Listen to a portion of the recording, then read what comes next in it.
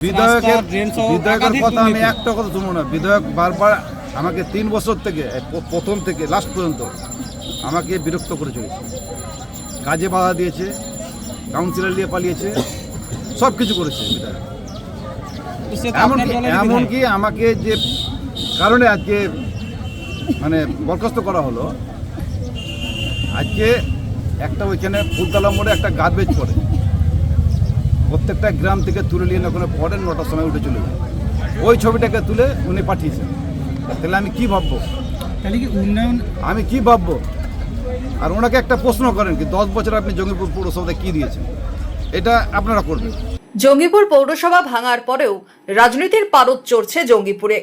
জঙ্গিপুর পৌরসভায় চেয়ারম্যান পদ থেকে অপসারণের পর অনুগামীদের নিয়ে বৈঠকে সদ্য প্রাক্তন চেয়ারম্যান মফিজুল ইসলাম, সঙ্গে ছিলেন ভাইস চেয়ারম্যান সন্তোষ চৌধুরীও।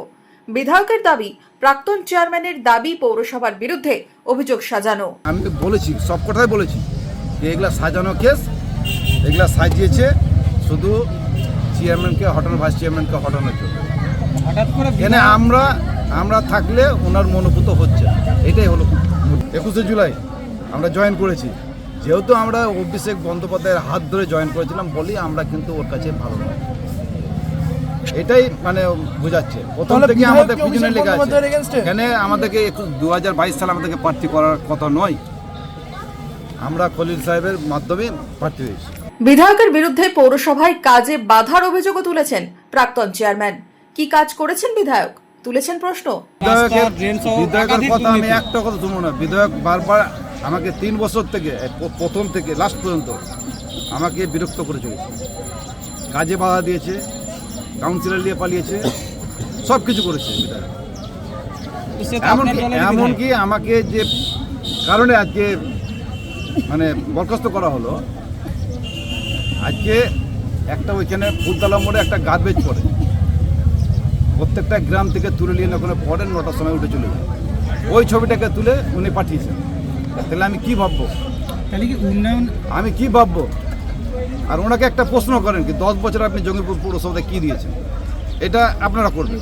শুক্রবার রাজ্য সরকারের পক্ষ থেকে ভেঙে দেওয়া হলো বোর্ড। জঙ্গিপুর পৌরসভার প্রশাসকের পদে বসানো হয়েছে মহকুমা শাসককে।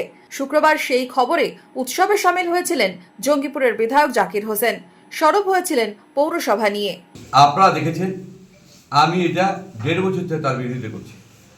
কারণ হলো পৌরসভা আজকের দিনে পুরপ্রধান অযোগ্য হয়ে গেছিল, এবং আপনারা জানেন আমি 2021 সালে 17ই ফেব্রুয়ারি বম খেয়েছিলাম, অসুস্থ ছিলাম। অসুস্থর ফাঁকে যে দুর্নীতিগুলো হয়েছে, ড্রেন হয়নি ঠিক মতন, এলাকায় পরিষ্কার হয়নি, আবাসের দুর্নীতি এবং রাস্তাঘাটের দুর্নীতি, এবং সাধারণ মানুষকে মৃত লোকের কাছে টাকা নেওয়া হয়েছে, এবং এগুলো আমি জানিয়েছিলাম ওপর মহলে।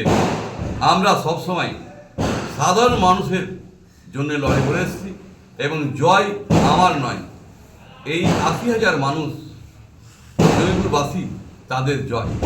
আমি আশা করব সোমবার থেকে আপনারা নতুন চেহারা দেখতে পাবেন, কারণ আমি জনগণের সেবা করতে এসেছি। যদিও বিধায়কের উল্লাসে চটেছেন মফিজুল।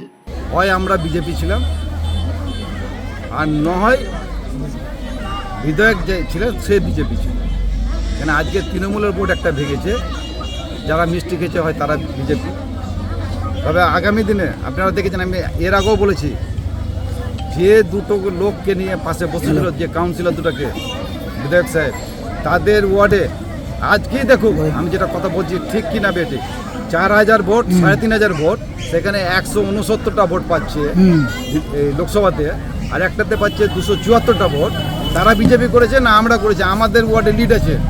তৃণমূলের এই দ্বন্দ্বে কি প্রভাব পড়বে জঙ্গিপুরের রাজনীতিতে, প্রশ্ন রাজনৈতিক মহলে। Bureau report, imagine community media.